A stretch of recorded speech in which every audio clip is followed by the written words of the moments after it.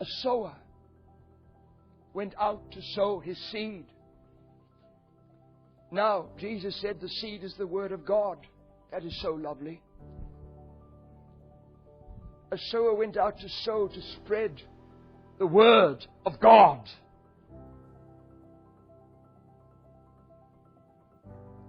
James says, receive with meekness the engrafted Word which is able to save your souls. He cries out, receive with meekness the engrafted Word which is able to save your souls. Peter says, being born again by the Word of God.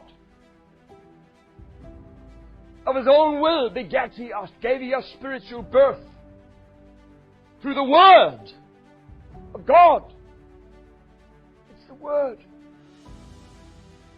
The Word, the seed is the Word of God which is able to save your souls. Don't close your heart. Receive it with meekness. It's able to save your souls. It's a cry from the pages of this book when you hear the word. Oh, being born again by the Word of God. Romans 1, verse 16, I am not ashamed of the gospel of Christ. It is the power of God unto salvation to everyone that believeth. It is, when you preach the gospel, the Word, what God says from His book concerning Christ.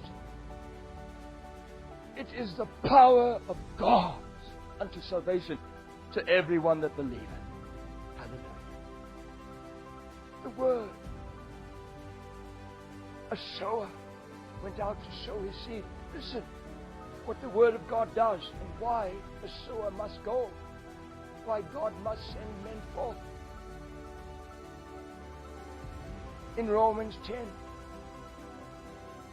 for whosoever shall call upon the name of the Lord shall be saved.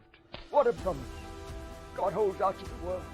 How then, Paul says, shall they call on Him in whom they have not believed? And how shall they believe in Him of whom they have not heard? And how shall they hear without a preacher? And how shall they preach except they be sent? As it is written, how beautiful are the feet of them that preach the gospel of peace. Good tidings of good. You see, faith cometh by hearing, and hearing by the Word of God. And by grace are ye saved through faith. Without the Word you can't be saved. How then can they hear without a preacher? The sower must be commissioned by God. The sower must be hired, taken to go out onto the plowed ground, preacher. The prepared ground which only comes through a life sacrificed in prayer.